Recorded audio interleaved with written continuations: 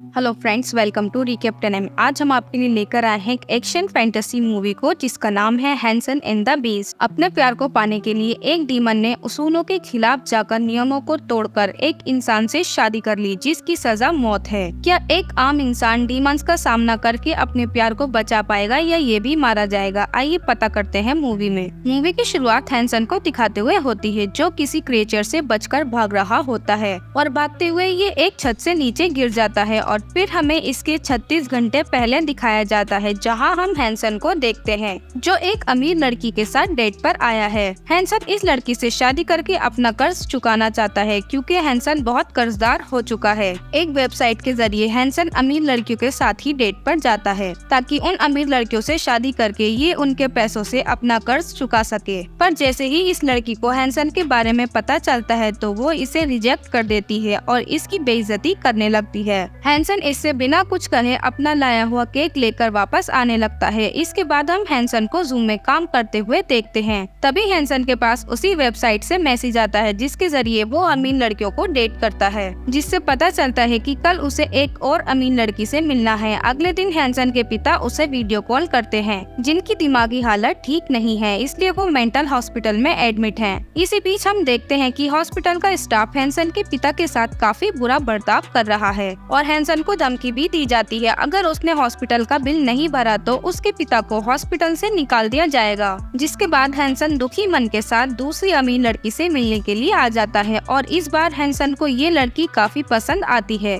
और हैंसन को ये लड़की अपना नाम शाओबे बताती है और हैंसन से कहती है कि मैं तुम्हें काफी टाइम से ढूंढ रही हूँ और मैं एक फॉक्स डीमन हूँ जिसे इंसान हाइब्रिड्स के नाम से भी जानते हैं। पर हैंसन का ध्यान शाओबे से ज्यादा वहाँ खड़े कुछ लोगों पर था क्योंकि हैंसन ने इनसे पैसे उधार लिए हैं, इसलिए हैंसन इनसे बचने के लिए यहाँ से उठकर वॉशरूम चला आता है। पर यहाँ भी गुंडे हैंसन के पीछे आ जाते हैं और हैंसन को यहाँ से मारते हुए अपने बॉस के पास ले आते हैं। हैंसन बॉस से कुछ और दिनों का समय मांगता है पर बॉस सिर्फ हैंसन को एक ही दिन का समय देते हैं और ये भी कहते हैं अगर तुमने एक दिन में मेरा पैसा वापस नहीं किया तो मैं तुम्हें मारकर तुम्हारे बॉडी पार्ट्स बेचकर अपने पैसे वसूलूंगा। इसके बाद हम हैंसन को उसके घर पर देखते हैं जहाँ उससे मिलने के लिए शाओबे आती है, जिसे देखकर हैंसन डर जाता है और उसके यहाँ आने की वजह पूछता है। पर शाओबे हैंसन की बातों को नजरअंदाज करके उसके शरीर पर चोट का निशान ढूंढने लगती है और जब उसे चोट का निशान दिख जाता है तो उसे देखकर वो बहुत खुश हो जाती है। दरअसल जब हैंसन छोटा था उसने एक फॉक्स की जान बचाई थी और उसे बचाते हुए हैंसन को चोट लग गई थी और वो फॉक्स शाओबे होती है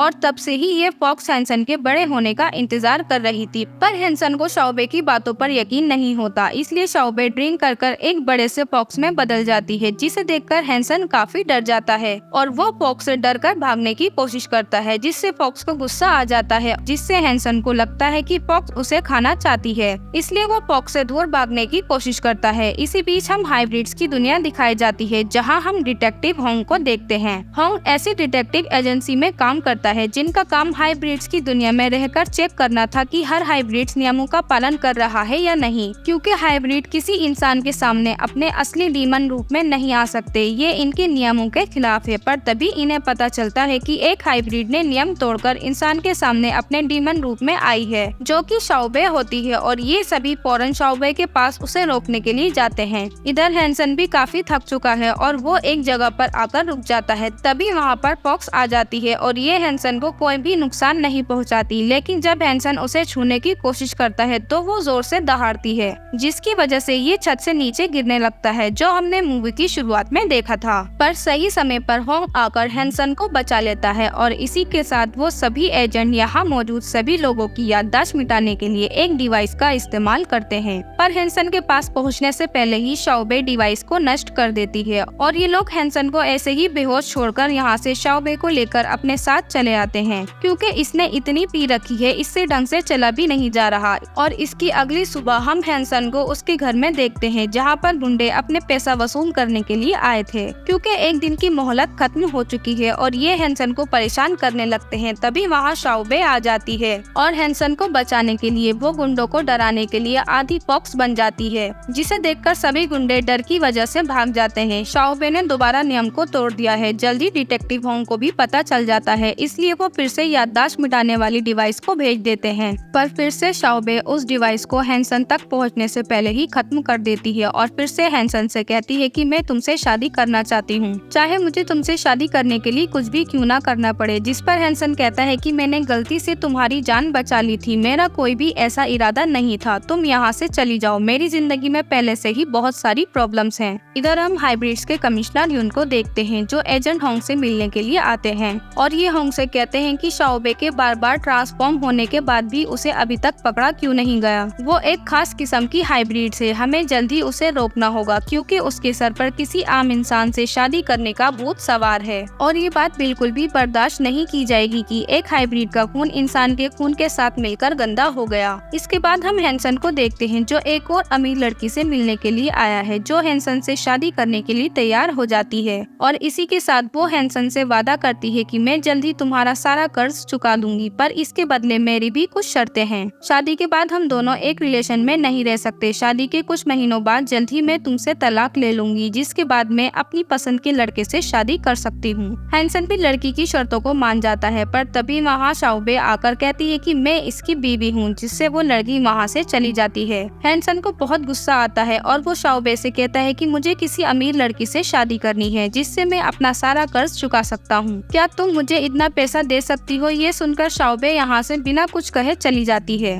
इसके बाद हैंसन से मिलने के लिए कमिश्नर योन खुद आते हैं और हैंसन को बताते हैं कि कई सौ साल पहले पृथ्वी पर कुछ खास जेनेटिक प्राणी आए और छुपकर इंसानों के बीच रहने लगे, जिसकी वजह से समय के साथ पृथ्वी के इकोसिस्टम में रहने की वजह से उनका म्यूटेशन होने लगा और हमें हाइब्रिड्स कहा जाने लगा। और इसके बाद योन एक सीरम इंजेक्शन देते हुए हैंसन से कहते हैं कि बस किसी तरह तुम इस इंजेक्शन को शाओबे के गले पर इंजेक्ट कर दो, उसके बाद हम सब संभाल लेंगे। और ये हैंसन को पैसों का लालच भी देते हैं क्योंकि ये अच्छी तरह जानता है कि हैंसन को पैसों की बहुत जरूरत है। और ये सब कहने के बाद जुन यहाँ से चला जाता है, जिसके बाद हैंसन सोच में पड़ जाता है कि उसे ऐसा करना चाहिए या नहीं। और शाओबे हैंसन को कुछ पैसे दे देती है जो उसने कूड़ा उठाकर कमाए हैं, जिस पर हैंसन कहता है कि इतने पैसों से मेरा कुछ नहीं होगा, मुझे इससे ज्यादा पैसे चाहिए। हैंसन के पास अच्छा मौका होता है शाओबे को इंजेक्शन लगाने का, पर पता नहीं क्यों वो उसे इंजेक्शन नहीं लगा पाता। इसके बाद हम शाओबे को देखते हैं जो एक क्लब में गाना गाकर हैंसन के लिए पैसे कमा रही है। जैसे ही हैंसन को इस बात का पता चलता है तो वो शाओबे को वहाँ से ले आता है। इससे साफ जाहिर होता है कि हैंसन शाओबे की परवाह करने लगा और हैंसन शाओबे को सब कुछ बता देता है कि कमिश्नर यून ने मुझे तुम्हें ये इंजेक्शन लगाने को कहा है। शाओबे कहती है कि अगर इस इंजेक्शन को मुझे लगाने से तुम्हारी सारी परेशानियां दूर हो सकती हैं तो प्लीज तुम मुझे ये इंजेक्शन लगा दो। पर इंजेक्शन लगाने के बजाय हैंसन शाओबे से अपने प्यार का इजहार कर देता है, जिसके बाद ये दोनों शाओबे के मुताबिक एक रिचुअल करते हैं। शाओबे अपने और हैंसन के हाथ पर कट लगाकर एक दूसरे के हाथ पकड़कर शादी कर लेती है। इसके बाद हम कमिश्नर यून को देखते हैं जिन्हें शाओबे और हैंसन की लोकेशन का पता चल जाता है, इसलिए वो फौरन ये लोग एक क्लब में आ जाते हैं। पर शाओबे और हैंसन यहाँ से पहले ही जा चुके थे। पर इसके कुछ देर बाद कमिश्नर यून के साथ बाकी सभी एजेंट्स इन दोनों को इनके घर के पास घेर लेते हैं। होंग यून का ध्यान अपनी ओर कर लेता है ताकि हैंसन और शाओबे यहाँ से निकल सकें, पर ये दोनों ही यहाँ से भागने में नाकामयाब रहते हैं। तभी यून हैंसन को पकड़ लेता है। हैंसन को बचाने के लिए शाओबे यून के आगे सरेंडर कर देती है, पर तभी वहाँ गुंडे आ जाते हैं जिनसे हैंसन ने पैसे उधार लिए थे। इसी चीज का फायदा उठाते हुए शाओबे फॉक्स में ट्रांसफॉर्म होकर हैंसन के साथ यहाँ से चली जाती है, पर यून इतनी आसानी से इनका पीछा नहीं छोड़ता। यून दूर से ही एक निशाना शाओबे पर लगाता है, जिससे तीर लगने से वो घायल हो जाती है और वो अपने इंसानी रूप में आ जाती है। हैंसन शाओबे के कहने पर इसकी दोस्त को यहाँ पर बुला लेता है। जल्द ही शाओबे की हाइब्रिड दोस्त खास तरह का जादुई मरहम लगा देती है, जिससे शाओबे जल्द ही ठीक हो जाती है। इसके बाद हमें पता चलता है कि शाओबे की दोस्त फिल्मों में काम करती है और ये शाओबे और हैंसन को भेस बदलकर इन दोनों को भी शो में शामिल कर लेती है। पर जल्द ही कमिश्नर यून यहाँ आ जाते हैं इन दोनों को पकड़ने के लिए। शाओबे एक बार फिर से भागने की कोशिश करती है, पर यून इस बार पूरी तैयारी के साथ आया है। यून हैंसन के पिता को अपने साथ ले आता है, जिन्हें देखकर ये दोनों ही रुक जाते हैं। यून हैंसन को धमकी देता है कि वो उसके पिता को मार देगा, इसलिए शाओबे हैंसन के हाथों जबरदस्ती वो इंजेक्शन खुद को लगा लेती है, जिससे वो बेहोश हो जाती है और यून उसे अपने साथ ले जाता है। इसके 3 महीने बाद हम हैंसन को देखते हैं जो शाओबे की बदौलत काफी अमीर हो गया है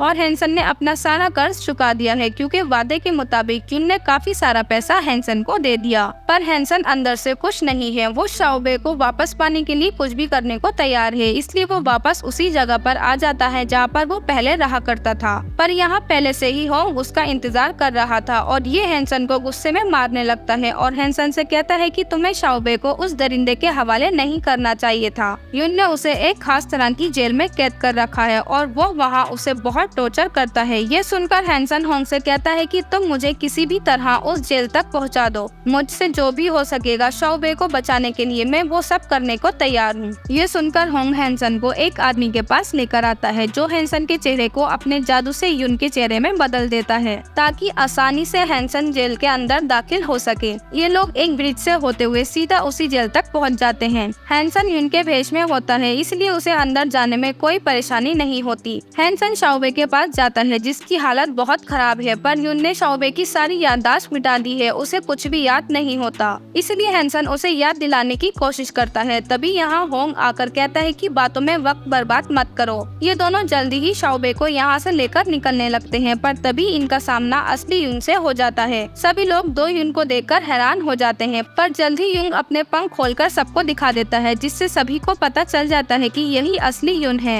हैंसन शाओबे को यहाँ से ले जाने की कोशिश करता है पर गार्ड्स इन्हें रोक लेते हैं। तभी कुछ कैदी सुरंग के जरिए बाहर आने लगते हैं। गार्ड इन्हें पकड़ने लगते हैं। तभी उनमें से एक कैदी वहाँ लगे लीवर को नीचे कर देता है जिससे सभी कैदी रिहा हो जाते हैं और यहाँ भगदड़ मच जाती है। इधर शाओबे को भी कुछ याद नहीं आ रहा। युन भी इन सभी को रोकने की कोशिश करता है पर होंग इसे पकड़कर नीचे खींच लेता है और सभी कैदी युन पर हमला कर देते हैं, पर युन इन सभी को मार देता है और फिर शाओबे को मारने के लिए आगे बढ़ता है, पर हैंसन आगे आ जाता है जिससे चाकू हैंसन को लग जाता है। हैंसन ने एक बार फिर से शाओबे की जान बचा ली और हैंसन को मरता हुआ देखकर शाओबे को सब कुछ याद आ जाता है और ये गुस्से में युन को उठाकर बाहर फेंक देती है। इसके बाद युन को भी शाओबे को टॉर्चर करने के लिए अरेस्ट कर लिया जाता है और अब होंग युन की जगह कमिश्नर बन जाता है। इधर हम शाओबे को हैंसन के साथ देखते हैं जो खुशी खुशी अपनी जिंदगी गुजार रहे हैं और इसी के साथ मूवी का एंड हो जाता है। अगर वीडियो अच्छी लगी तो लाइक करो, कमेंट करो, सब्सक्राइब करो हमारे चैनल को। हम मिलते हैं आपसे नेक्स्ट वीडियो में, तब तक के लिए बाय बाय।